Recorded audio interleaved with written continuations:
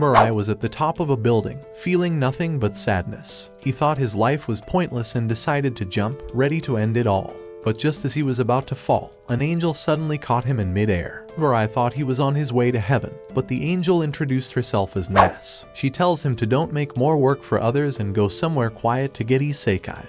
Mirai couldn't believe this was really happening. He looked at his reflection in a nearby window, still feeling lost and hopeless. He'd already decided to give up on life ever since his parents and little brother died in a car crash 7 years ago. When his aunt and uncle took him in, they treated him like nothing, making him live in a storage room while they gave all their love and attention to their own kids. Mirai was left alone, feeling like he was just a tool for them, with no one to care about him. Nasse, seeing how broken Mirai was, told him she was a special rank angel with powers that could change his life. She said she could give him anything he wanted: freedom, love, harem, whatever his heart desired. Mirai thought he must side effect of watching too much anime and started dreaming while awake. But Nasse told him to start with freedom because he'd been like a worthless slave his whole life. She offered him wings so he could fly anywhere he wanted and feel free. And if he wanted love, she had a magical crystal arrow that could make anyone fall in love with him instantly. Mirai, unsure about what to do, said he didn't want to pick between the wings or the arrow, so he asked for both. Nasse happily agreed, saying it was just a scripted in anime to pretend he had to choose. Even though Mirai thought this was all too much, he decided to give it a shot. Nasse handed him a special armband and necklace that only other people with angels would be able to see. She said this was his new life now, and it would stay that way until a new god was chosen. With just a thought, Mirai's wings appeared, and he shot up into the sky at lightning speed. At first, he struggled to control his flight as he zoomed through the clouds, but eventually he made it above them and saw the sunset in the distance. That whole night, he flew through the sky, feeling the kind of freedom he'd never imagined before. And he started to cry because, for the first time, he felt like maybe life wasn't all bad. While Mirai was sitting under the sky, remembering the time he gave a 4-leaf clover to his childhood crush on St. Patrick's Day in Tokyo, Nasse appeared again. She told him that now he had the power to get anything he wanted. He could even steal with his super speed or make anyone spread their legs. Love him using the red arrow. Mirai was confused and asked her how an angel could suggest things that sounded so wrong, like what a devil would do. Nasse just laughed and said that devils don't exist. But evil does. It's in people's hearts, like his aunt and uncle, who were much worse than he knew. Nasse then dropped a huge secret that left Mirai speechless. She told him that his aunt and uncle were the ones who actually caused his parents' death. Mirai was shocked, thinking there was no way this could be true. Nasse told him to use the red arrow on his ugly aunt to see if she was lying. He flew back home, determined to find out the truth. When he got there, his aunt was acting as if nothing was wrong, telling him to move out of her way. Mirai pointed the red arrow at her, and when it hit her, she suddenly looked at him with love in her eyes, unable to resist its power. Mirai asked her if they were the ones who ended his family's lives, and she broke down, blaming everything on her husband. His uncle walked into the room just as his wife confessed that he rigged their parents' car to explode just to steal their money. Memories of that day rushed back into Mirai's mind. He remembered how his dad started the car to take his brother to school, and then it suddenly blew up. His aunt kept talking, revealing that they did it all for the insurance money. Mirai was completely broken, realizing that his family was destroyed over something as meaningless as money. He angrily said that they should have been the ones to die instead. His aunt heard Mirai's words, and at that moment, Nasse explained that if someone really deserves it, the power of the red arrow can lead them to their fate. Mirai was shaken by how easy it was to end a life with just a command.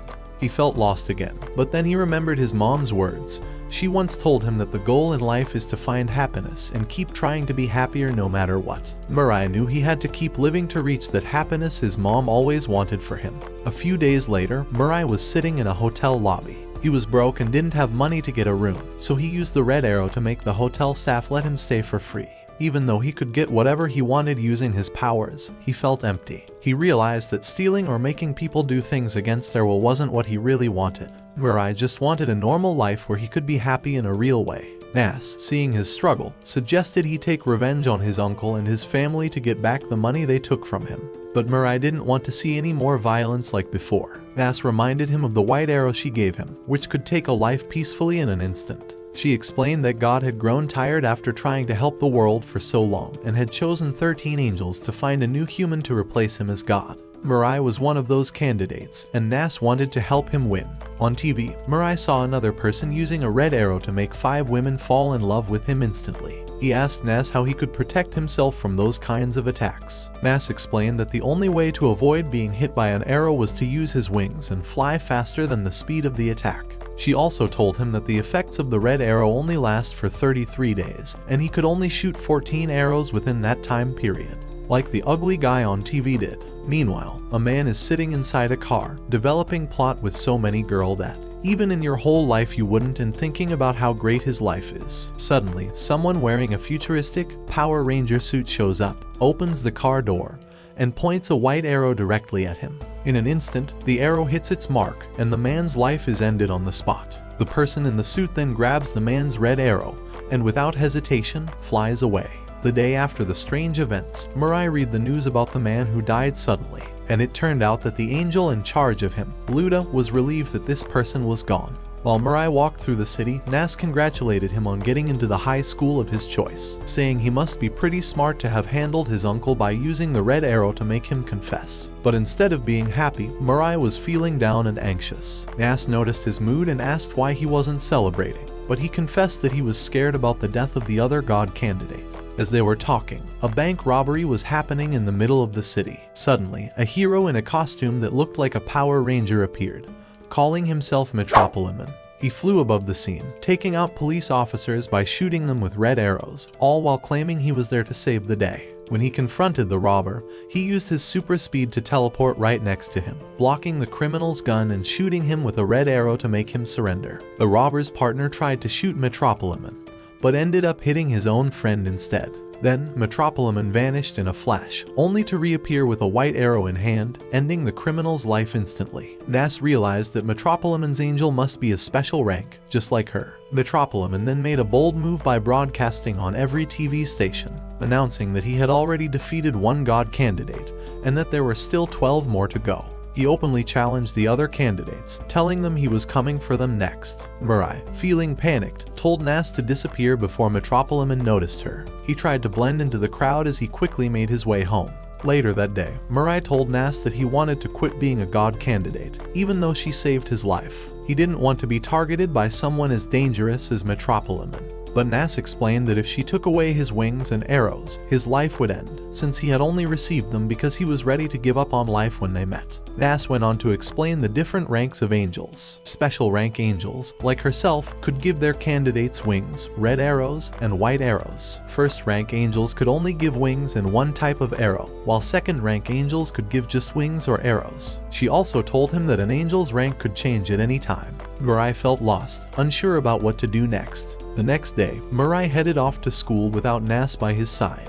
Before he left, Nasse suggested that he use the red arrow to make his childhood crush, Saki, fall in love with him. She said he should use it during the 33-day period when its effects last. But Mirai firmly promised he wouldn't force her to love him with the arrow. He wanted to win her heart naturally. When he got to school, Mirai was trying to stay positive, telling himself it was the start of a new beginning. But then, he noticed an angel hovering in the sky, which made him panic inside. He pretended like he didn't see it, hoping to stay unnoticed. Unfortunately, the angel realized Mirai was a god candidate because he could see the angel. The angel then vanished, and Mirai's heart sank as he sensed danger. Suddenly, Saki, his childhood crush, was standing right behind him.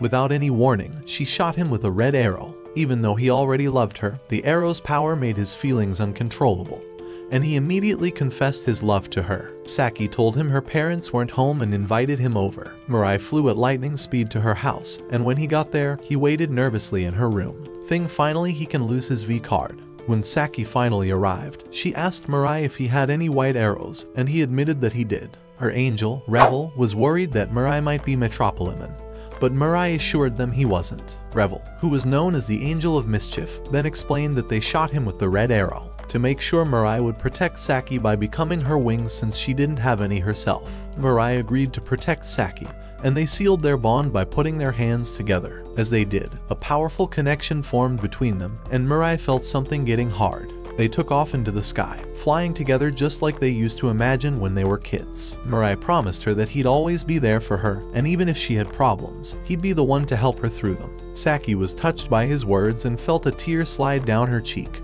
grateful to finally have someone by her side. Later, they got news that Metropoliman was making another broadcast at 6 p.m., calling out the other god candidates. Revel warned Mirai that Metropoliman might kill Saki if he wasn't stopped. Mirai, driven by his love for Saki, declared that he would sacrifice himself to protect her if he had to. But Nasse quickly appeared, telling him not to be reckless. She suspected that this was all part of Revel's plan because if Mirai died, his powers would automatically go to Saki. Nasse explained that Revel, as an angel of mischief, might have been manipulating the situation to ensure Saki gained Mirai's wings and arrows, whether Mirai or Metropoliman survived. This sneaky strategy was the reason Revel was ranked as a second-rank angel, while Nasse was a special rank because of her pure intentions. Revel confessed that he was just trying to help Saki by setting her up with Mirai, but he agreed to a truce, promising to work together to keep both of them safe. Even though the red arrow's effect would wear off soon, Nasse reassured Revel that Mirai's love for Saki was genuine and not just because of the arrow. Revel is shocked how big of a simp he is. As the days went by, Mirai and Saki spent more time together, growing closer. Even though Mirai knew Saki had shot him with the red arrow,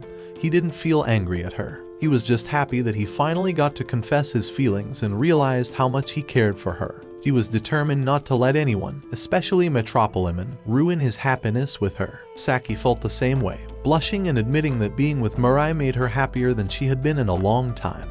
Just then, a news report came on, announcing that Metropoliman was challenging all the other god candidates to meet him at a baseball stadium to find a peaceful solution. Mirai is puzzled about how people outside of Japan would manage without wings. Nasse explains that all the god candidates are from Japan because the anime was created there. Meanwhile, Mirai starts thinking of a strategy. At the stadium the next day, Mirai noticed angels hovering in the sky, keeping an eye on everything. He couldn't help but wonder just how many god candidates would show up for this showdown. Saki quickly warned him to stop staring at the angels, worried they might notice him if he kept looking. Mirai tried to stay calm, but inside he was getting ready for the moment he would try to shoot Metropoliman with a red arrow. At exactly 3 p.m., Metropoliman made a dramatic entrance on the field, and soon after, two more figures appeared, dressed like yellow and blue Power Rangers. They both had wings and red arrows in their possession. Without hesitation, they fired their red arrows at Metropoliman. But to their shock, the arrows couldn't pierce through. That's when they realized this was all a setup, a fake. The person standing in front of them was just an ordinary person who had been controlled by Metropoliman to lure them into this trap. As the two Power Rangers tried to process the situation, they remembered their past struggles. They thought about how they once failed their entrance exams and felt hopeless. They were on the verge of giving up when angels appeared before them, granting them the wings and arrows they now wielded. They made a pact to use these new powers to turn their lives around and help each other reach the top, determined to change their fates. The Power Rangers knew that a god candidate could only shoot an arrow every 2 seconds and that the arrow's range was limited to 31.6 meters, which made this baseball stadium the perfect battleground for an ambush. Nasse and Revel were surprised to learn these details about the arrow's range. Suddenly, a giant screen lit up with Metropoliman's face, confirming that the person they were facing was indeed a decoy. Metropoliman explained to everyone that while most candidates could fire arrows every 2 seconds, he could shoot arrows every 0.3 seconds because he had multiple arrows in his possession. As he taunted them, the two Power Rangers tried to keep their decoy restrained. Meanwhile, a terrified girl flew up into the sky, begging the others to take her with them because she was scared of Metropoliman. She didn't want to die after being bullied all her life, and Mirai realized that maybe Saki was going through something similar. Desperate, the girl offered to let them shoot her with a red arrow to prove her loyalty. But as she approached, Metropoliman swiftly shot her with his own red arrow, showing no mercy. He coldly reminded the other candidates that hesitation in this game could mean death. He vanished into thin air, promising to hunt them down one by one if they didn't act quickly. The Power Rangers decided to form an alliance with the remaining god candidates at the stadium, thinking that strength in numbers would be their best chance to defeat Metropoliman. Just then, two more Power Rangers in pink and green entered the scene. The group quickly shot them with red arrows to bring them into the alliance, but while they were distracted, something about Metropoliman's demeanor changed. The screen turned on once more, and Metropoliman announced that he wasn't actually the person standing in front of them. The real Metropoliman was behind them, and he was ready to strike. Before they could react, the blue Power Ranger was hit with a white arrow, instantly knocking him out, while the yellow one was struck with a red arrow, turning him into Metropoliman's loyal servant. Metropoliman revealed that the green and pink Power Rangers were actually just ordinary humans who were following his orders to create a distraction. Yellow, now under his control, asked how this was possible since he believed only red arrows could control people. Metropoleman then boasted that he didn't need arrows to control others. He could manipulate anyone with the power of money. As the tension in the stadium grew, Metropoleman tied up the yellow Power Ranger with the girl who had begged for help. He decided to test the limits of the red arrow's influence by commanding Yellow to die. When Yellow hesitated, Metropoleman pointed a white arrow at him, leaving Yellow struggling to break free from his restraints. In a heartbeat, Metropoleman fired, and Yellow was gone. Next, it was the girl's turn. Mirai's heart raced as he watched, knowing he couldn't stand by and do nothing. Revel, the angel of mischief, feared that Mirai would try to interfere and get himself killed. Just then, as Metropoleman was about to make his next move, an angel appeared in the sky, trying to stop him. Nasse, who had been watching all along, flew down and stood up to Metropoleman, telling him that his actions were cruel and unforgivable. She warned him that the girl wouldn't be used as bait any longer and that his tricks wouldn't work to draw out the remaining god candidates. Frustrated by his failure to lure out another target, Metropoleman coldly fired a white arrow at the girl, ending her life on the spot. The crowd that had gathered to watch was horrified by what they'd seen. Metropoleman, however, seemed disappointed that he hadn't managed to eliminate another god candidate using the girl. But Nasse made it clear that she wouldn't let him get away with his actions. She promised to protect her partner, Mirai, and warned Metropoleman that his days were numbered because he stood in the way of her partner's happiness. Later, back at Saki's house, both she and Mirai were crushed by the fact that they were still powerless to stop Metropoleman. Mirai swore that he needed to find a way to eliminate him but confessed that he couldn't bring himself to hate or kill another person, even if it was for the right reasons. Saki suggested that they should form an alliance with the other god candidates since they all shared a common goal, to stop Metropoleman. As they were discussing their plan, a man suddenly appeared outside Saki's window, saying he was all in on their idea. Mirai, startled, was ready to fire his red arrow at him, but the man calmly told him to go ahead if he didn't trust him. Nasse intervened, saying she could sense that the man was telling the truth. After letting him inside, the man revealed that he was suffering from terminal cancer and didn't have much time left. On the day he was supposed to die, an angel came to him, not to take his soul but to offer him a chance at life again if he agreed to join the battle to become God. The man saw this as a final opportunity to give his family a better life before he passed away. He confessed that he used his arrows to gather money for his family, even though he knew he wasn't worthy of becoming God. His only wish now was to make sure that Metropoleman didn't win because he believed that Metropoleman would destroy everything he held dear. Mirai, hearing the man's story, agreed to help him achieve his goal but only if he continued to fight his illness and didn't give up on life. Meanwhile, across the city, Metropoleman was plotting his next move, thinking about how he could best use his 3 newly acquired arrows. He realized that simply using red arrows to control people wasn't enough to eliminate the other candidates. He needed a strategy that would force them to turn on each other instead, and he knew that money and manipulation would be his greatest weapons in this deadly game. Back at Saki's house, the man finally introduced himself as Nanato Mukedu. He told Mirai and Saki that his angel was Barrett, the angel of knowledge. Nanato also shared his idea for disguises, battle costumes that would help them hide their identities when they faced other god candidates. Before leaving, he gave them one last look at the costumes, saying they'd need them for the fight ahead. Then he flew out of the window into the night. The next day at school, the story shifted to Kanade Oryu, who secretly was Metropoleman. He was with his friend Minami, watching the archery team practice shooting arrows. Kanade casually asked Minami what he'd wish for if he could have anything in the world. Minami answered that he'd wish to be rich. Kanade disagreed, saying that wasn't a worthy wish, and told him he should wish for something that would change the world. After thinking about it, Minami said he'd wish for all the bad people in the world to disappear. Kanade liked that answer and revealed that his true wish was to bring people back from the dead. Minami realized that Kanade was talking about his little sister, who had passed away. Later, Kanade visited an old mansion. He placed a bouquet of flowers in front of a crystal coffin that held his sister's body, wishing her a happy birthday. It was clear how much he missed her and that he was obsessed with bringing her back to life. Meanwhile, back with Mirai, he saw on the news that there had been a car crash. A note was found from a girl saying she was following Metropoleman's orders. Revel, the angel of mischief, explained that Metropoleman likely had 5 arrows now, stolen from the people he'd killed. Revel said Metropoleman might be giving these arrows to other people under his control for 33 days, using them as his puppets. Nanato suggested they track down this girl and stop her because she was being used as bait by Metropoleman to lure out other god candidates. But Mirai didn't like the idea of killing someone, even if it was to protect others. He didn't want to use the white arrow that could end someone's life. He said he'd rather be hurt himself than hurt someone else. Minato tried to explain that if they didn't act, Metropoliman would keep hurting innocent people. He asked Mirai what he would do if Saki's life was in danger, telling him that in some cases, you have to fight to protect the people you care about. Mirai knew Minato was right, but he still couldn't imagine taking a life, even to save another. While Mirai and the others were struggling with these decisions, Kanade, Metropoliman, was thinking about his next steps. He planned to use the chaos he was creating to find the other god candidates and force them to fight him. Even if his trap didn't work, he was determined to make Minami's wish come true by wiping out all the evil people in the world. The next day, Minato gathered Mirai and Saki to talk about their next move. He was tired of waiting for Metropoliman to strike first. He told them it was time to take action and showed them the weapons he had prepared to face Metropoliman. He even offered guns to Mirai and Saki, but they both refused. They didn't think they could actually use the guns against another person.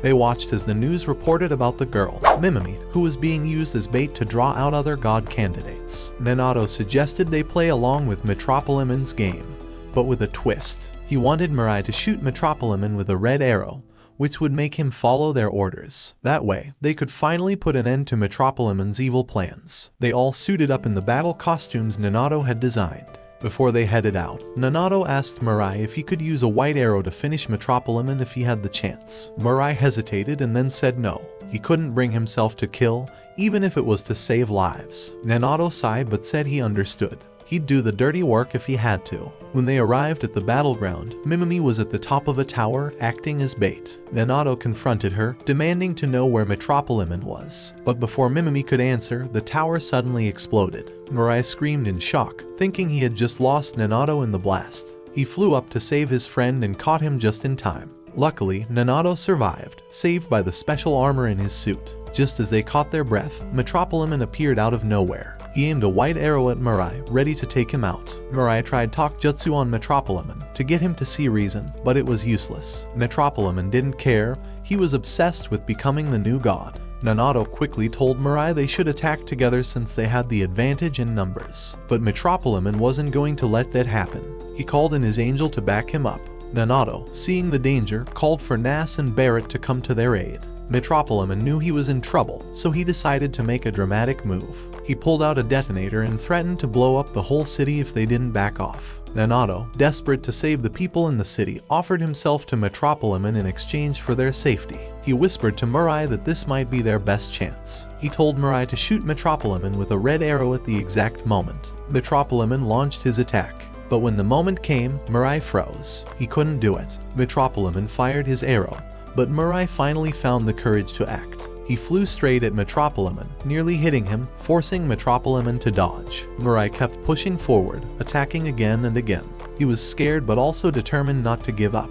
He knew he had to protect Saki, Minato, and everyone else. The two fought fiercely, both dodging and blocking each other's moves. Just when it seemed like Metropoliman had the upper hand, Minato managed to hit him from behind, cracking his helmet and throwing him off balance. Metropoliman stumbled, his plan unraveling right in front of him. After the intense fight, they all retreated to safety. Back at Saki's house, Minato asked Mirai if he'd lost his mind during the battle. Mirai admitted he didn't know what he was doing. He was so overwhelmed by the pressure of being responsible for stopping Metropoliman. He told Minato he felt useless, like he wasn't strong enough to save anyone. Nasse spoke up, reminding Mirai that they were fighting to save the world. She said that if Metropoliman became god, he'd turn the world into a living nightmare. Nasse encouraged Mirai to keep fighting, not for himself but for the people he cared about and for a better future. She told him that he wasn't alone in this battle. The next day at school, Mirai was still feeling low. Saki's friends noticed him staring at her from across the room and thought he looked weird.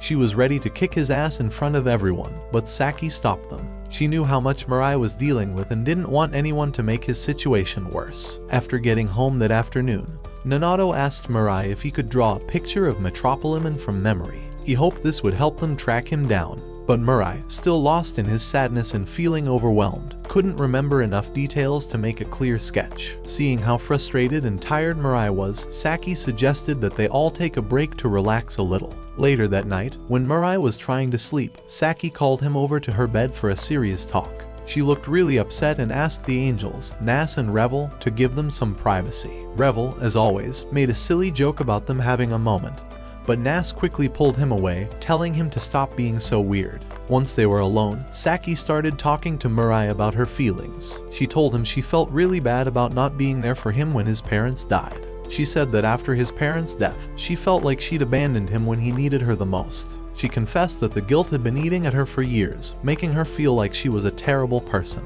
Saki then revealed that a few years ago, she had tried to make things right. She had run after Mirai to apologize and to let him know she was sorry for not supporting him.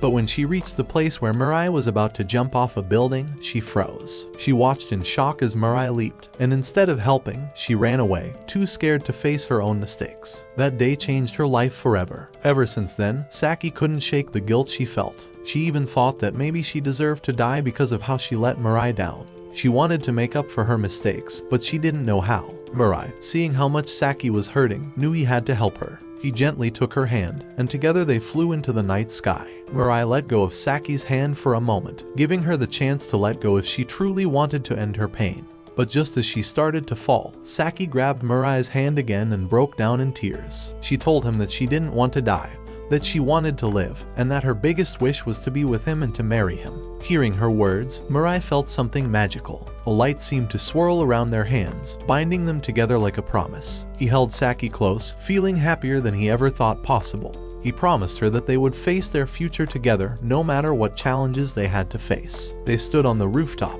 looking at each other, and Mirai smiled, knowing he had found someone who truly cared for him. The next day, Nanato met with Mirai and Saki and shared some good news. He said he was getting closer to finding out who Metropoliman really was. Saki, wanting to be stronger and more helpful, asked Barrett, Nanato's angel, how she could get her own wings. Barrett explained that there were 4 ways to get wings: taking them from another god candidate, receiving them from her angel, inheriting them from a dying god candidate, or taking them from a candidate whose soul was going to heaven. Knowing he had cancer and wasn't going to live much longer, Nanato suggested that Saki could stay by his side in his last moments so she could take his wings. But Saki didn't want to wait around for that. She boldly said that she'd rather take Metropoliman's wings because he didn't deserve them. Surprised by her determination, Nanato asked Mirai if he had said something to Saki that changed her mind during their talk last night. Before Mirai could respond, Revel, the angel of mischief, declared that he was going to become a first-rank angel so he could give Saki her own wings. But he wasn't sure how to rank up, so Barrett told that if he could become most intelligent angel, he can become a special rank. Revel, motivated to help Saki, threw himself into studying, trying to learn everything he could to increase his rank. A few days later, they all moved into a bigger place, a church, since their old home was too small to fit everyone. One day, Saki found Revel in the church library, surrounded by books, studying all he could about heaven and its secrets, determined to raise his rank as quickly as possible. While Saki showed off her new battle suit to Mirai and Nanato, something unexpected happened. Out of nowhere, a small portal opened in front of them, and a red arrow flew straight towards Saki. Without thinking, Mirai jumped in front of her to protect her, ready to take the hit himself. But at the last second, Nanato stepped in and caught the arrow. He looked puzzled, realizing that arrows only come back when the person who fired them has died, which made him fear that his family might be in danger. Without wasting a moment, Nanato shot into the sky, rushing to his home, with Mirai and the angels following close behind. He tried calling his wife, but she didn't answer. When they arrived, they saw signs of a struggle.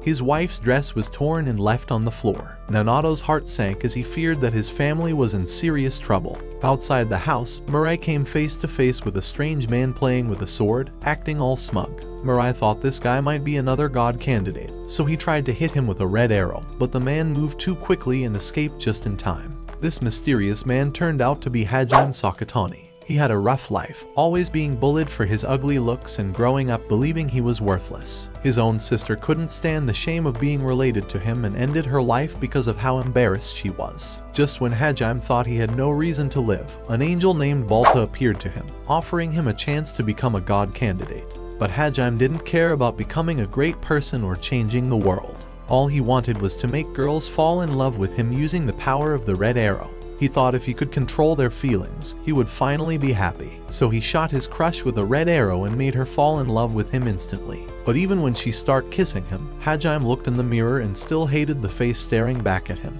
No matter what he did, he couldn't escape the way he felt about himself. Hajime saw Metropoliman on TV and decided that he was going to be just like him. He went through plastic surgery to change his appearance, hoping that looking like his hero would make him more confident. He started training hard, trying to turn himself into a better version of the person he used to be. But even with his new face, Hajime still felt like he was pretending to be someone he wasn't. He learned that Metropoliman was a high school student and started visiting every school in the city trying to find him. One day, in class, a girl mentioned that someone was looking for Metropoliman. Annoyed by this, Metropoliman shot her with a red arrow, but when he realized she was already under someone else's control, he used a white arrow to end her life and keep his identity a secret. To prove his loyalty to Metropoliman, Hajime completed a dangerous mission, kidnapping Nanato's family. He did it to show Metropoliman that he was serious about being his follower. After completing the task, he asked if he could use a red arrow on Nanato's wife, but Metropoliman told him to hold off, wanting to see how useful Hajime could be to him. Inside the church, Nanato got a call from Metropoliman. He told Nanato that he knew where his family was being held captive. Without wasting any time, Nanato, Mirai, and the others rushed out to find them. They flew as fast as they could to the park where Metropoliman said they were. Saki was left behind at the church, feeling upset and useless because she couldn't help them save Nanato's family. She felt like she wasn't doing enough for the team. Revel, Saki's angel, saw how down she was feeling and wanted to do something to lift her spirits. He decided to go back to studying the celestial books, hoping to get smarter and become more powerful so he could help Saki and their friends in the fight against Metropoliman. When Nanato and Mirai reached the park, Nanato called out for his family, desperate to find them. He finally spotted Hajime standing on top of a strange house made of mirrors. Nanato's family was trapped inside this mirror house. Nanato ran up to the glass walls and started banging on them, trying to break through, but the glass was way too strong. Hajime smirked, proud of his trap, and said that no one could escape from his mirror prison. As Nanato's wife told him she loved him, Hajime started to get angry and confused. He didn't believe in love because he'd never felt it before in his life. Growing up, he had always been treated poorly and never got to experience any real affection. To him, love was just a made-up word. Suddenly, Mirai appeared above Hajime, aiming a white arrow at him, ready to strike. Hajime mocked Mirai, calling him weak and saying he wasn't capable of killing anyone. Just to make things worse, Hajime aimed a red arrow at Nanato's wife, planning to take control of her. But Mirai fired his white arrow at Hajime in the nick of time, forcing him to dodge the attack. Meanwhile, inside the mirror box, Nanato kept trying to shoot at the glass walls to break them, but it wasn't working.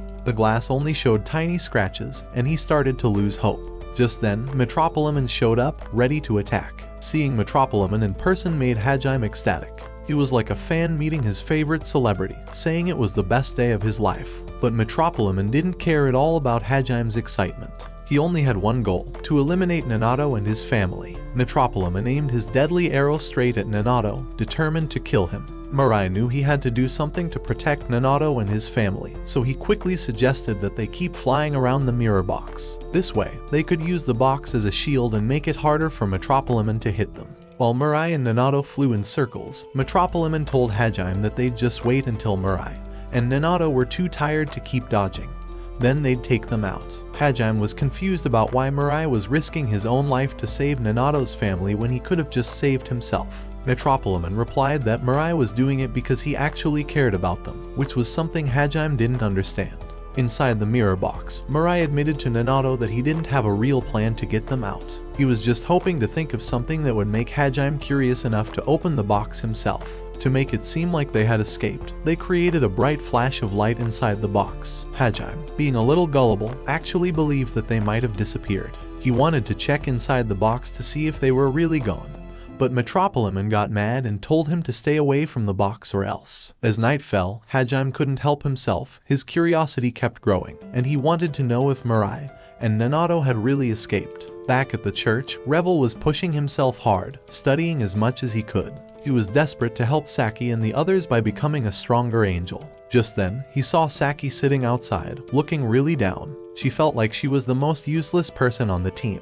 Like no matter what she did, she wasn't good enough to make a real difference. Revel felt Saki's sadness, and it made him cry too. But his tears weren't ordinary. As he cried, his tears started glowing and turned into beautiful golden bubbles that floated around him. All of a sudden, a divine light shone on Revel, and a voice from heaven announced that his pure emotions had set a new record. Because of this, Revel was being promoted to a first-rank angel and given the new title, the Angel of Emotion.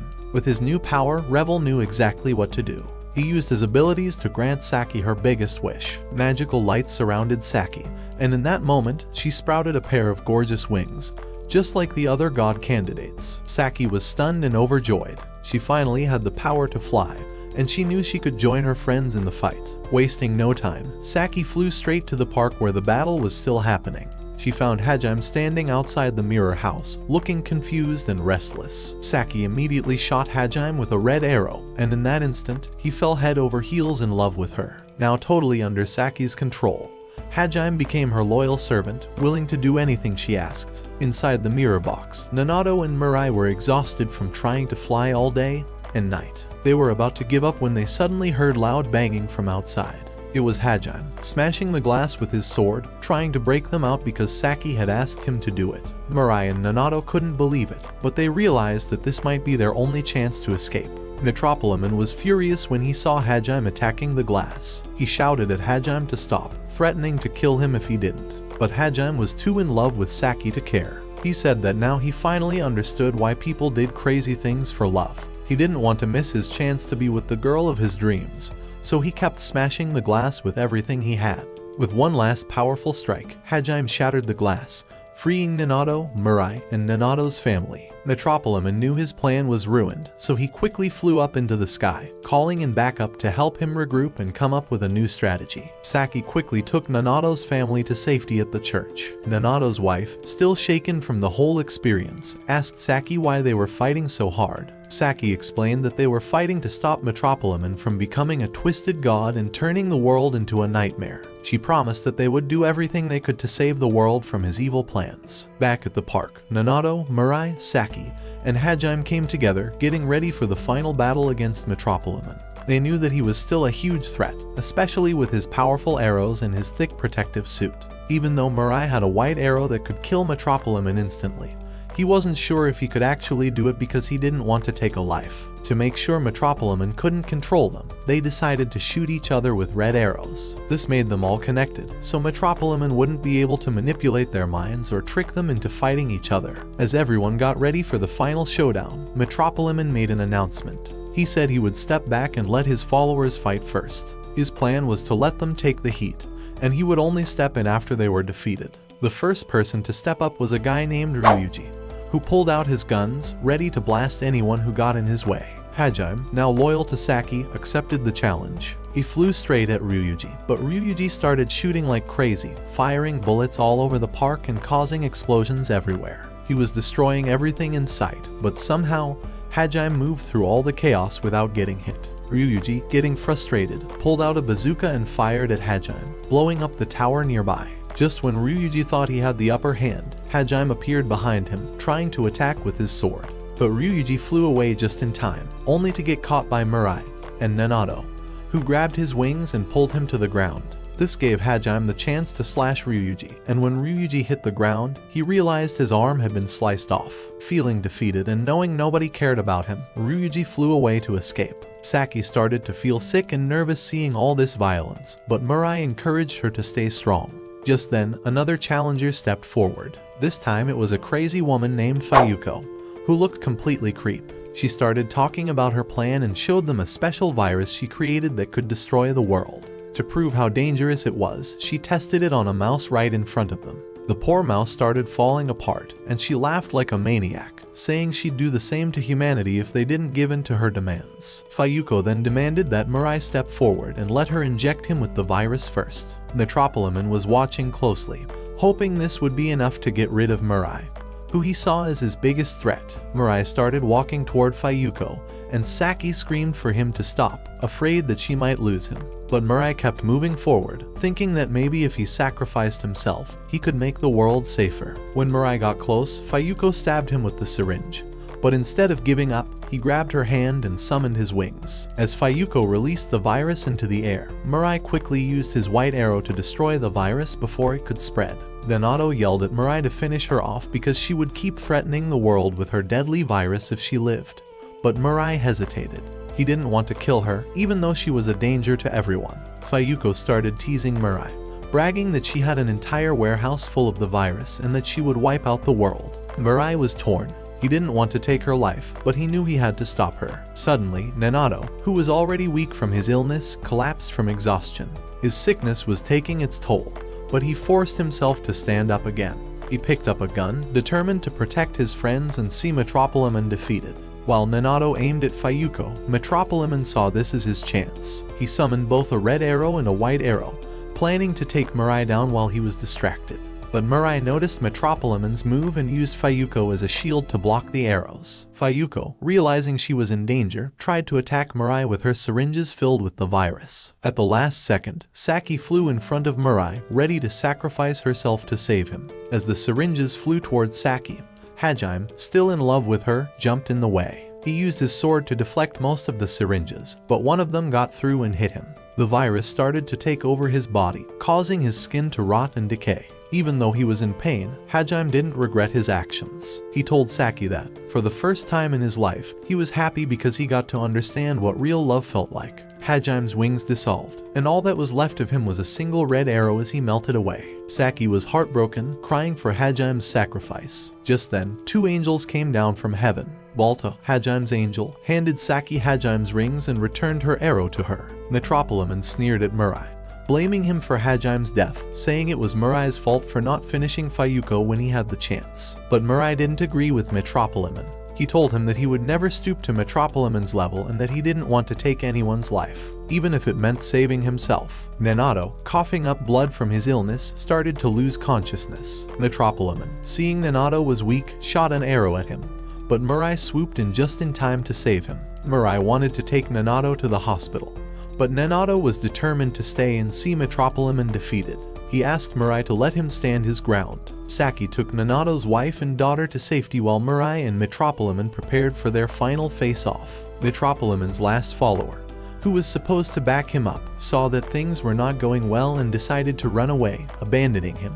Left alone, Metropolimon turned to Mirai and mocked him, calling him weak and useless. Mirai told him that he didn't plan to kill him. Instead, he'd rather hit Metropolimon with a red arrow and turn him into his servant, making him clean up the mess he made. Metropolimon laughed at the idea, saying that Mirai killing him would actually be kinder than turning him into a servant. But Mirai stood firm. He said he wasn't going to dirty his hands with Metropolimon's blood. For their final battle, Metropolimon suggested they make some rules to make it fair. Mirai agreed, and they decided to only shoot arrows at each other one at a time until one of them got hit. They both flew to the ground, ready for their ultimate showdown. Metropolimon suggested they flip a coin to see who would get to shoot first. But when he flicked the coin, he tried to cheat by launching an arrow at Mirai. Mirai managed to block the arrow just in time, surprising Metropolimon. Metropolimon was furious, saying he was the best candidate to become God and that no one else was worthy. He then started talking about his past, revealing that he once had a sister named Ria whom he loved more than anything. He gave her everything money could buy, but he didn't want her to have friends or love anyone else. One day, when his sister Ria told him she liked a boy, Metropolimon got jealous and threatened to lock her up if she tried to be with anyone else. Terrified, Ria ran away from him, but in her panic, she tried to jump off a building to escape. Metropolimon caught her just in time, but she fainted in his arms. He decided to let her die because he was too obsessed with keeping her all to himself. After her death, Metropolimon visited a lab where Ria's body was kept frozen, hoping to bring her back to life one day. An angel appeared and told him that if he became God, he could revive his sister and make her an angel. From that moment on, Metropolimon was determined to kill every other God candidate so that he could win and get his sister back. As they faced off, Mirai and Metropolimon exchanged arrows. Mirai blocked Metropolimon's attacks, and everyone watching on the giant screens in the city could see how intense the battle was. Mirai wondered if Metropolimon was planning a sneaky attack, but Metropolimon said he was playing fair because he truly believed he was the best person to become God. When Saki asked Metropolimon why he was so cruel and heartless, he snapped at her, accusing her of trying to distract him, and told her to shut up. As the battle continued, Mirai aimed a red arrow at Metropolimon and fired. But Metropolimon was quick, blocking the attack easily. Saki, who was watching the whole thing, spoke up. She told Metropolimon that she didn't want to become God herself, she just wanted to know what he would do if he got that power. Metropolimon just sneered at her question and ignored it. Instead, he shot another arrow at Mirai, which Mirai also managed to block. Metropoleman then began to rant about his grand plans. He said he was born to rule over everyone and that if he became God, he would get rid of all the people who earned low incomes. He'd wipe out anyone who didn't pay taxes and all those who depended on welfare or unemployment benefits. In his eyes, people who didn't make a lot of money were useless, and he thought they didn't deserve to live. He said he wanted a world full of rich and powerful people like himself, and the only poor people he wanted to keep around were the pretty girls who could wait tables. Mirai knew that this might be his last chance to stop Metropoleman. He realized that while his red arrow couldn't kill anyone, Metropoleman could easily end his life with one hit from his white arrow. But Mirai couldn't just fly away to avoid the arrow because they had agreed to battle face to face without running. As they stood there, staring each other down, Mirai suddenly suspected that this Metropoleman might not be the real one at all. To Mirai's surprise, Metropoleman decided to reveal his true face. As soon as Mirai saw him, his confidence grew. He felt like he could actually beat this guy now that he knew who he was up against. Meanwhile, in the city, people were watching the fight on giant screens. Some of them even started cheering for Metropoleman, not knowing what kind of person he truly was. Mirai decided it was time to end this once and for all. He charged at Metropoleman, trying to land a final blow. As he got closer, Metropoleman fired another arrow, but Mirai blocked it again. Then, Mirai lunged at him, hoping to strike, but something strange happened. The arrow seemed to get stuck, and it didn't pierce Metropoleman's body. Mirai quickly realized that Metropoleman already had an arrow in him, which was preventing other arrows from getting through. Just then, a new arrow started to grow in Metropoleman's hand. But before he could use it, Mirai pushed him back, causing the arrow to fly out of his grip. Mirai used his wings to wrap around Metropoleman, holding him tightly. Feeling trapped, Metropoleman started to panic. He pulled out a knife and tried to stab Mirai, but Mirai's suit protected him from the blade. Mirai refused to let go. Metropoleman called out to his angel, Nasse, begging her to move the magical rings to his other hand so he could use them. But Nasse didn't respond. Just when Metropoleman tried to stab Mirai again, Saki came to help. She grabbed his other hand, and together they pinned Metropoleman against a wall. Metropoleman was furious. He managed to slash off Saki's helmet, revealing her face, and then he tried to escape by flying away. But Mirai and Saki used their wings to summon magical ropes that tied up Metropoleman's hands, holding him down for good. With their enemy finally restrained, Nasse stepped forward, looking exhausted and sick from his illness. He was barely able to stand but was determined to end Metropoleman once and for all. Mirai tried to talk him out of it, begging him to let go of his desire for revenge. But Nasse couldn't change his mind. He believed that taking down Metropoleman was the only way to bring peace to his heart. As Nasse aimed his weapon at Metropoleman, the villain, now scared for his life, started pleading.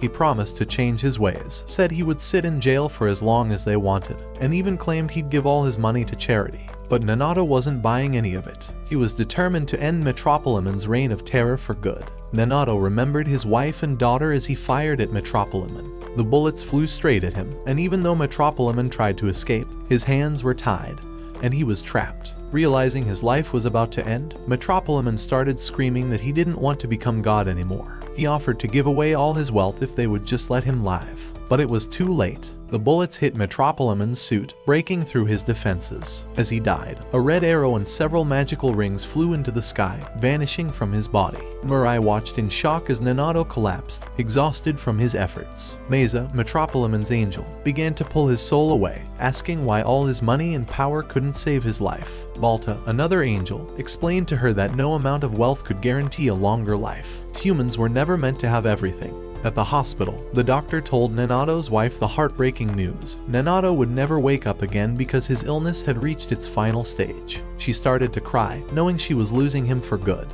In a final, tender moment, she put a cigarette in his mouth because he never stopped smoking while he was alive. But as soon as she let go, the cigarette fell to the ground. In that instant, Barrett, Nanato's angel, appeared and gently pulled his soul from his body. Knowing that Nasse wanted Saki to have his wings, Barrett gave her the magical rings that Nasse had, then disappeared. As Mirai's red arrow faded away from his heart, he realized that no miracle would ever bring his friend back. That night, Saki suggested they return home, but Mirai was filled with guilt. He blamed himself for letting Metropoleman be killed, feeling like he should have done something to stop it. Saki tried to comfort him, saying that they had made the right decision. She assured him that she wasn't just saying that because of the red arrow that had once controlled her. She told Mirai that she truly loved him and would always be there for him, no matter what. Mirai then told Saki that Metropoliman had actually been controlled by another red arrow even before their fight. After Metropoliman's death, the arrow in magical circles had flown off to someone else, which meant there was another mastermind behind everything. Across the city, Metropoliman's last follower, Uedo, was celebrating. He had been the one controlling Metropoliman all along with the red arrow, and he was pleased to have gained all of Metropoliman's powers. Back at the church, Mirai was worried. He wondered how many more enemies they would have to face before the battle was truly over. He was afraid that someone even stronger than Metropoliman might appear. Saki brought him dinner, and when she came back a few minutes later, she found Mirai asleep on the floor, exhausted from everything. She gently covered him with a blanket to keep him warm. The next morning, Saki invited Mirai to have breakfast with her. As he ate, he told her it was the best meal he'd had since he lost his family, and he was grateful for her kindness. Meanwhile, in a secret meeting, Nasse and Revel were talking with the other angels about who could become the next god. The angel of truth, Yazuri, said that they were running out of good candidates, and Penema, the angel of games, promised to find a worthy one before the 800 days were up. As Mirai and Saki finished breakfast at the church, Revel rushed in with urgent news. He told them that a new god candidate was revealing himself to the public. It was Uedo, and he was speaking to a crowd, taking off his mask for everyone to see. Uedo explained to the reporters that God had sent 13 angels to Earth to find a replacement because he was tired of ruling. He said that only the chosen candidates could see the angels. Uedo told the crowd that he used to be a nobody at school, and one day, he tried to end his life out of despair. That's when an angel appeared to him, giving him the red arrow and the power to fly. When Uedo returned to school, he used the red arrow to make his classmates love him and give him whatever he wanted. But when he saw Metropoliman threatening to eliminate all the other god candidates, he got scared for his own life. He decided to shoot Metropoliman with a red arrow and make him fight Mirai to the death. With only 6 god candidates left, Uedo said he was now looking to meet the rest of them. He announced that he wanted to see Mirai become the new god, even though he didn't know who Mirai really was. Uedo asked everyone to help him find Mirai and make him the new god. But Mirai and his friends knew this was a trap. They suspected that Uedo was trying to draw them out so he could eliminate them one by one. Saki asked if Mirai could still become god if the other candidates supported him. Revel said it was possible, but only if they chose to support Mirai of their own free will, without being influenced by a red arrow. Meanwhile, some police officers tried to capture Uedo by launching a net at him from a rooftop.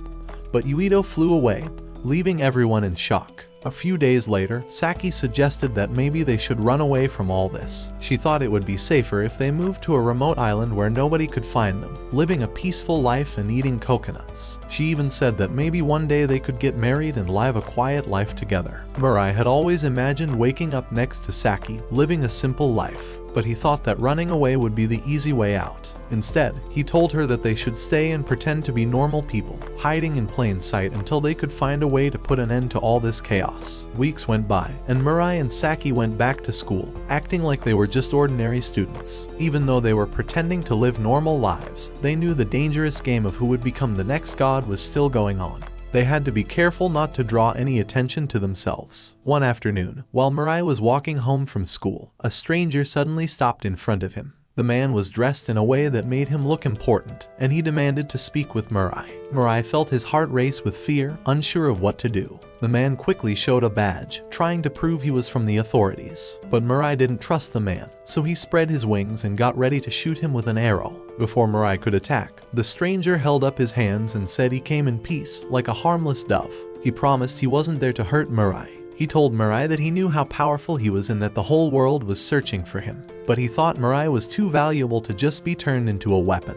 The man looked closely at Mirai's hands, trying to figure out if he was holding a red or white arrow since he couldn't see it himself. Then, he told Mirai that another agent was already talking to Saki, and that's when Mirai's eyes widened with worry. He turned and ran as fast as he could to find Saki. When he got to Saki, she was with a woman who looked completely dazed. Mirai quickly realized that Saki had hit this woman with a red arrow, and the woman was now under Saki's control, staring at her with total love and devotion. The man who was following Mirai rushed over, but he couldn't see the arrow either, so he tried to test if the arrow worked by asking the woman a simple question. all she could talk about was how much she adored Saki. Amazed by what he saw, the man explained that the woman was actually his wife, and they had been married for over 10 years. He said he knew about the powers of the red and white arrows from stories, but seeing it happen right in front of him felt like he was watching a movie. The man introduced himself as Hoshi and explained that Mirai and Saki were now the most wanted people on the planet. He said governments around the world were hunting them down, trying to turn them into the most dangerous assassins ever known.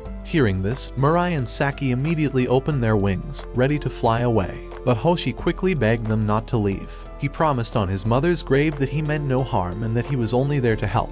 After hearing his desperate plea, Mirai and Saki agreed to hear him out. Hoshi explained that the remaining god candidates were being tracked down all over the city and turned into mindless weapons to do the bidding of powerful people. He said that if they didn't help stop this, the candidates would end up as unstoppable killing machines. Mirai felt his heart sink at the thought of being captured and forced to fight. He promised himself that he would never let that happen. When they got to Hoshi's apartment, his wife, Yumiki, still completely in love with Saki because of the red arrow, refused to leave her side. Yumiki was totally head over heels for Saki, and it was clear she didn't want to go back to her old life. Saki, feeling uncomfortable with the situation, kindly asked Yumiki to go home with her husband. Before they left, Yumiki gave Mirai and Saki special phones to help them stay hidden from anyone who might be trying to track their location. After Hoshi and Yumiki left, Mirai turned to Saki and said he didn't trust Hoshi at all. He thought Hoshi might have let his wife get hit with the red arrow on purpose just to get close to them.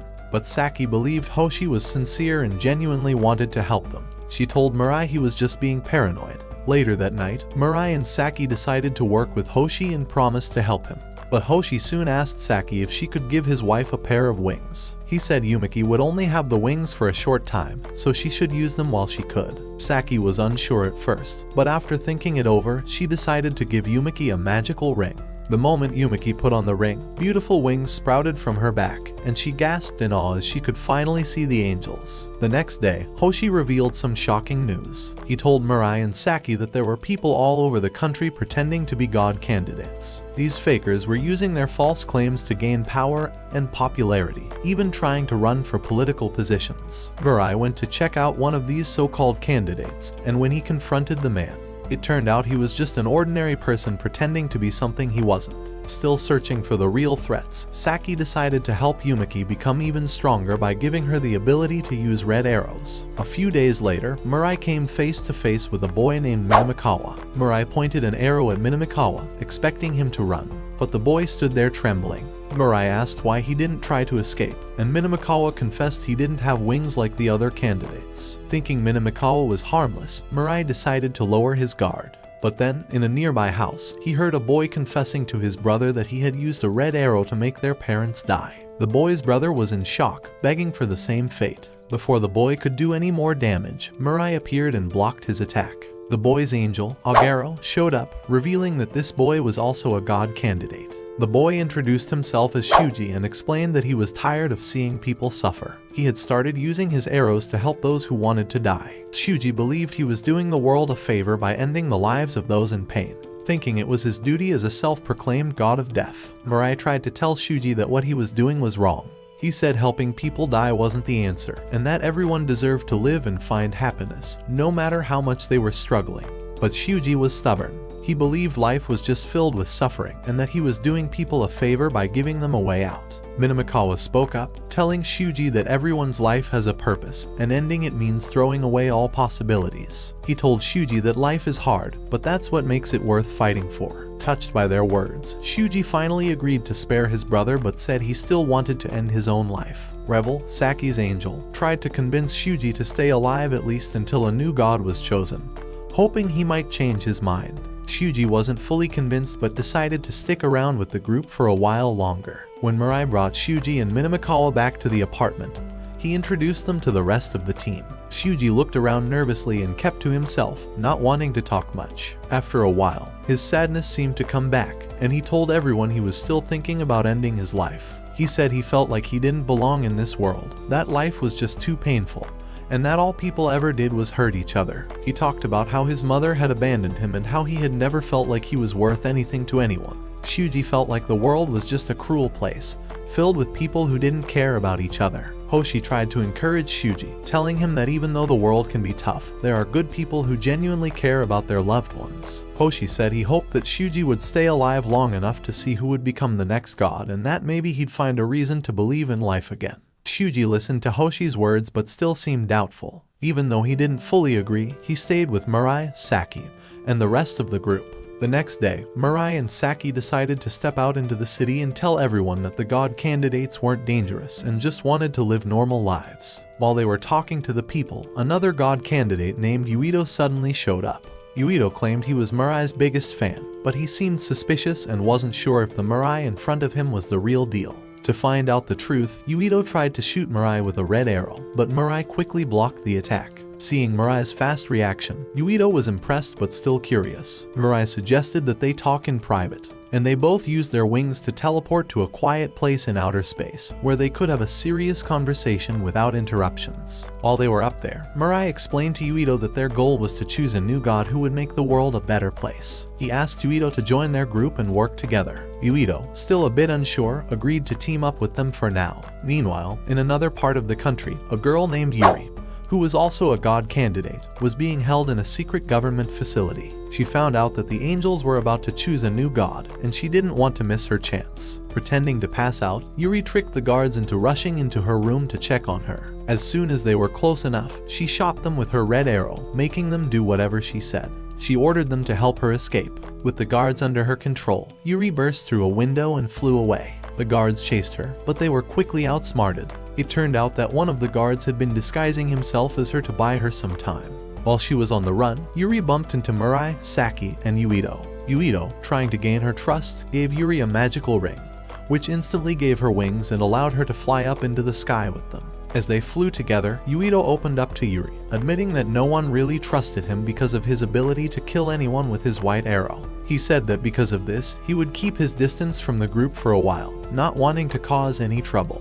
The next morning, Hoshi, their ally, suggested that it was time to vote on who should become the next god. Most of the group wanted Mirai to take on the role because they thought he was the most compassionate and level-headed. Shuji, another god candidate, was curious and asked his angel, Agaro, what it truly meant to become god. Agaro explained that whoever became god would have incredible power, with unlimited red and white arrows. They could use these arrows to create either a paradise on Earth or turn the world into a nightmare. But there was a catch. Once someone became god, they would lose their humanity and wouldn't be able to stay on Earth anymore. This made everyone hesitate. None of them wanted to leave behind their lives on Earth, even if it meant gaining all that power. They all seemed to want to stay human and enjoy their lives as they were. Seeing everyone's doubts, Shuji bravely stepped up and said that he would take the role of god to make the world a fair and just place for everyone. But Mirai immediately spoke up, saying that Shuji's idea was a terrible one. Mirai believed that trying to control everyone's lives would only lead to more problems and chaos. Yuito, who was listening in through a video call, suggested that they vote on it. The two girls, Saki and Yuri, voted for Mirai to become god, believing in his kind-hearted nature. It looked like Mirai was about to be chosen as the new god when Agaro interrupted them, saying that they needed the support of one more god candidate to make the decision final. This last candidate was Yonda, a scientist who was being guided by Muni, the angel of destruction. Muni was known for stirring up trouble among the angels, and it was clear that getting Yonda on their side wouldn't be easy. The group decided to confront Yonda in the city. When they arrived, Muni, the angel of destruction, appeared and told them that they needed to confess their plans for the world before meeting Yonda. Just as they were talking, helicopters showed up and seemed ready to attack them. But the group quickly teleported away, reappearing in another part of the city, avoiding the danger. Mirai then suggested that each person share what they would do if they became god. Shuji went first, saying he wanted to help people find peace even if that meant letting them pass away when they were ready. Yuri said her dream was to live on a luxury yacht and have robots take over all the hard work.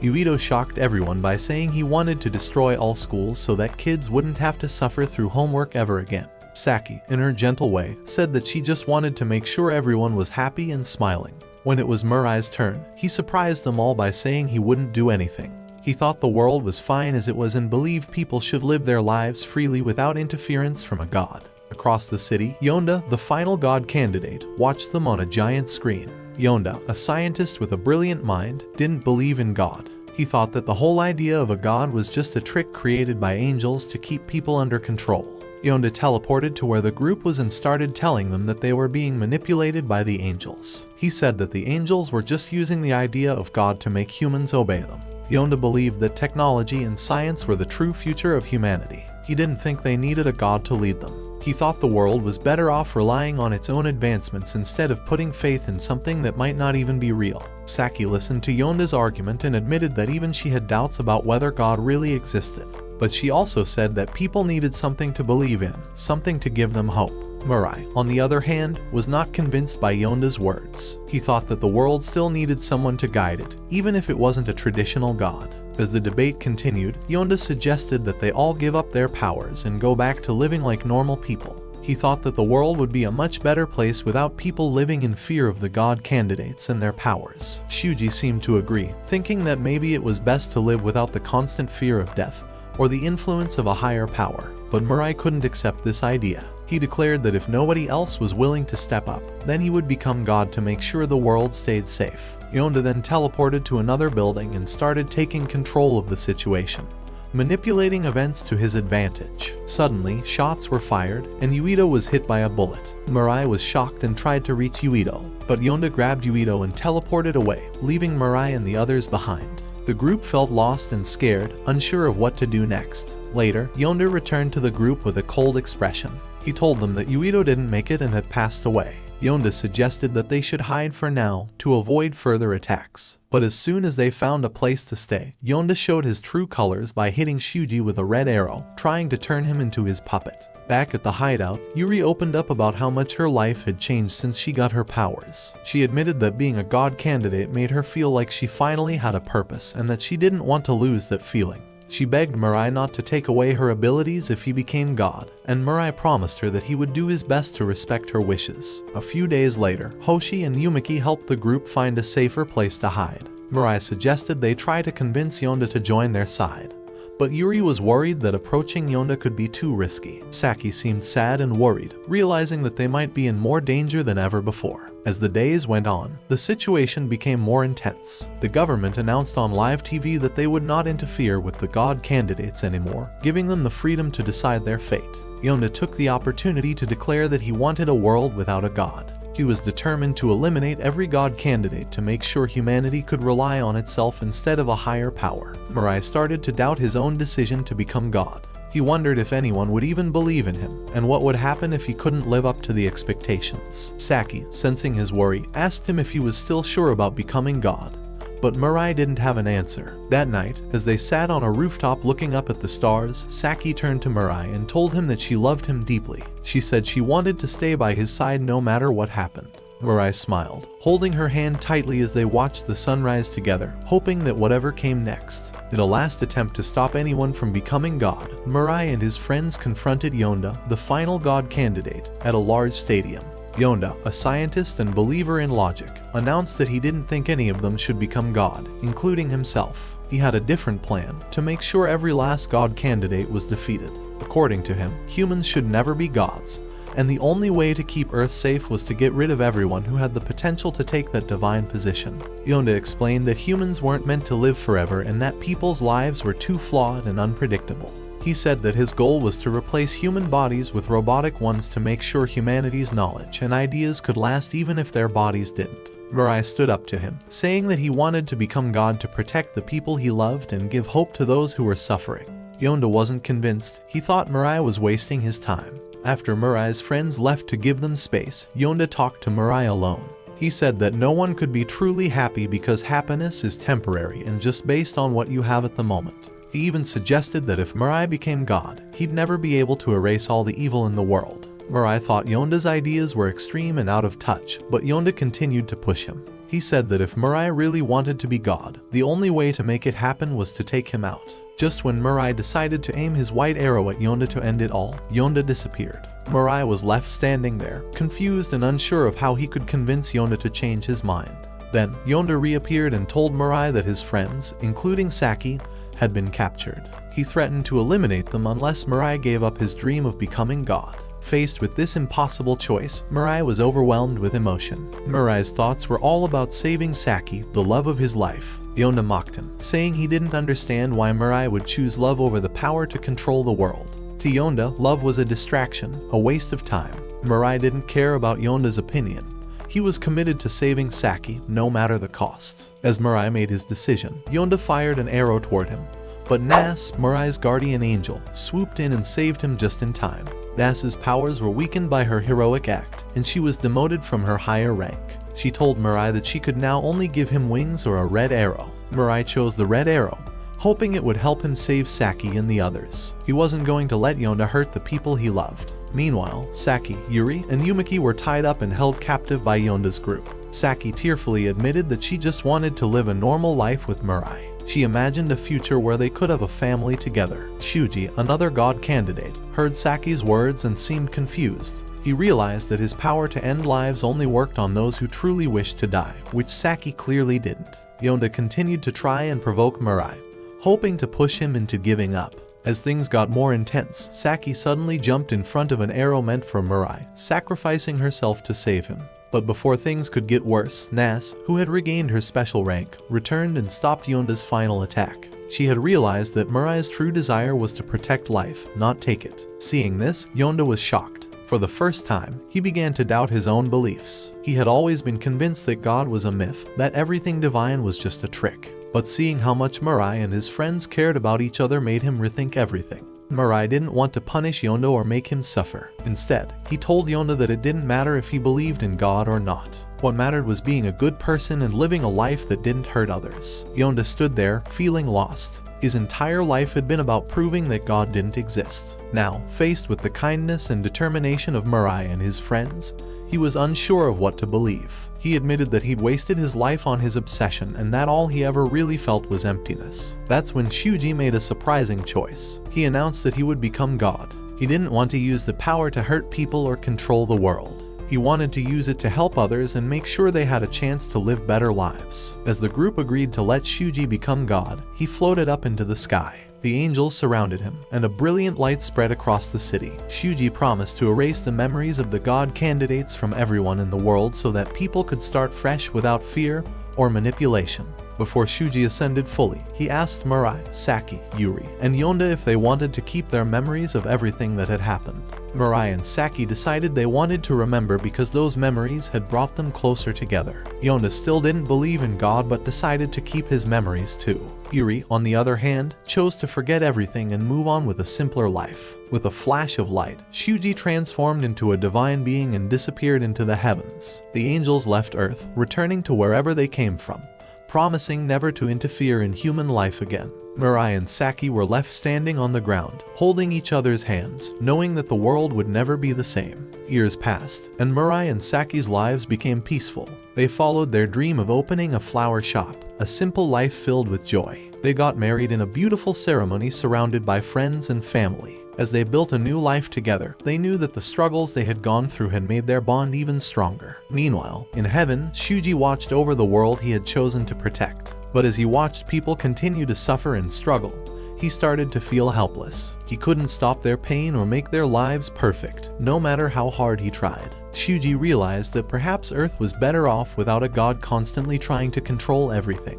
In a final, selfless act, Shuji decided to erase his own existence. He believed that humanity should stand on its own, without a divine being making choices for them. As he disappeared, the angels around him also vanished, leaving heaven empty and silent. Back on Earth, people started to vanish too, leaving only their clothes behind. Mirai held Saki tightly, promising her that they would face whatever came next together. Even if the world ended and they disappeared, he was glad to be with her in his final moments. Mirai and Saki stood in each other's arms, watching the world around them fade away. They knew that as long as they were together, nothing else mattered. Their love had given them the strength to face even the toughest battles, and they were ready to face the end of everything, as long as they were side by side. And that's where this video ends. Watch the following video and I will see you in next one.